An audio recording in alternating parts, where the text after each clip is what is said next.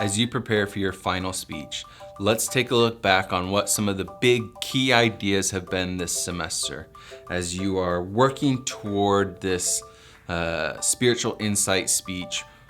The goal for this is to take all of the big ideas that you've learned this semester and funnel them toward a great final speech. You guys are mastering this material, and this is an opportunity for you to take these ideas that you've been learning and apply them toward a very meaningful, important topic where you get to lend your voice to an issue. So let's take a look at what some of these big ideas have been. How do you center on your audience? What does that mean? You know, that's where we started this semester, was looking at what does it mean to be audience-centered.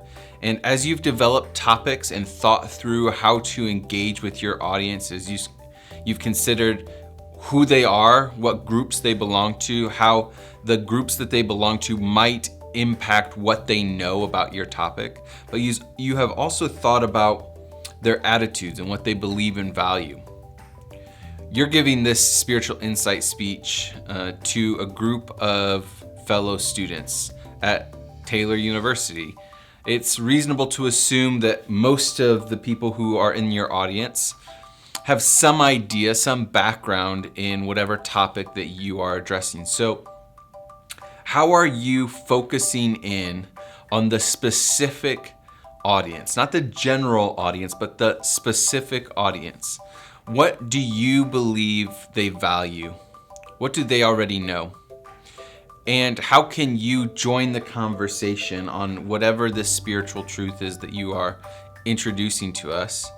How can you invite them into that conversation? What does it look like to talk about something to an audience where you assume they already have a background in that information? How can that impact where you go? Be careful not to assume that everyone in your audience shares your ideas about this spiritual truth. We understand that our faith is complex and diverse, and that there are lots of different ways that we might explore a particular issue. And as our cultural identities come into play, that impacts how we interpret things. So perhaps you're sharing something from your cultural background in a way that will help your audience understand a piece of their faith differently. We've also spent time this semester talking about research. How are you reinforcing your own ideas and leading to a better understanding of your topic? Where are you going for research for this spiritual insight presentation? One of the things that's really important for us as believers to understand is that when it comes to research and sources, Scripture, the Bible, a verse out of a specific book or chapter, isn't a source as we think about sources in our research. This can be a little confusing at first, so stay with me. If you are giving a presentation about a movie, let's say Pirates of the Caribbean. The movie Pirates of the Caribbean isn't a source about the movie Pirates of the Caribbean, right? You would have to go find articles, newspaper clippings, or perhaps an interview online to illuminate something about the movie. The movie itself doesn't illuminate itself, right? In the same way, when you are giving a presentation on, Scripture or spiritual truth, the Bible isn't a source about itself. It would be an example or a text that you are exploring, but you would want to find other sources to illuminate the text in much the same way that you would find articles or interviews or clippings about the movie. You want to do that with Scripture. Explore how other people have interpreted a verse that you are exploring, or find a sermon in which a pastor illustrates a really unique point about that passage or that verse or that story that you are sharing with us. With this spiritual insight speech,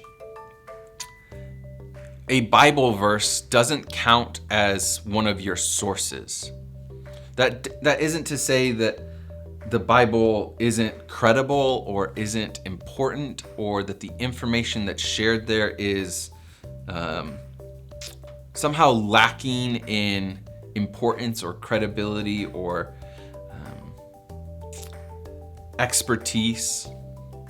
It's instead saying that any text is not a source for itself. We want to go find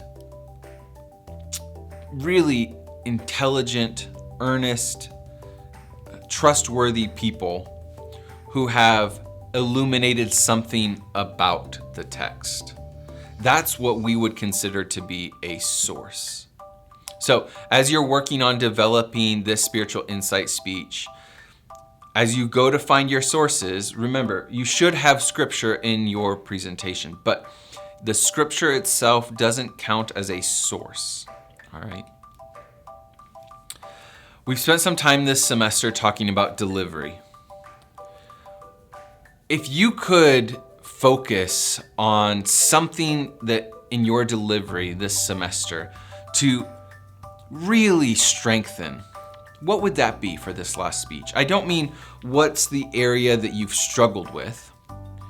I mean, how could you utilize delivery in a way to really make your presentation pop? Pick one thing. Maybe it's facial expression or eye contact or movement or gestures, volume, articulation. Pick one of these areas and really think about how if you were to lean into one of these, let's say volume, how could you intentionally create spaces in your presentation where the volume of your delivery brings a piece of your presentation to life in a way that it wouldn't be before? This is a different way of thinking. This isn't about fixing mistakes. It's about leaning in, believing that you can do something really well and grabbing onto that thing and really emphasizing that in your presentation. So, what's the piece of delivery that you want to pop in this next presentation? Practice it. Maybe plan out a couple of spaces in your presentation where you are going to have some very specific emphasizations on, emphasizations? I don't think that's a word. Some spaces where you're going to emphasize specific elements of your delivery. I can't believe I said emphasizations. That's nothing. That brings up an excellent point. This semester, we've been working at extemporaneous delivery. The delivery that happens because you've planned something, but you haven't completely written out some sort of manuscript. You stay present in the moment. So even if you have a slip up, like emphasizations, you can stay present in the moment. You can let that be a part of your presentation, and you can show a piece of who you are. Don't stay so rigid to an outline that you forget to stay human, you forget to stay who you are, and let your audience see a piece of that. This semester, we've been learning all of the elements that you need to succeed in giving a presentation, whether that's the content, the research, the organization, or the delivery of your presentation. And we started this semester talking about audience, and we have kept that conversation going. As you leave this class after this presentation, my hope is that you continue to move toward mastery, even if it's just hanging on to a few of these key ideas. your presentations will continue to improve, and you will impress your audience with your care for them, your credibility, and the lasting impressions that you leave in their minds will help you, whether it's in an organization, a community, a relationship, whether you're asked to share something in church or just speak up in a meeting.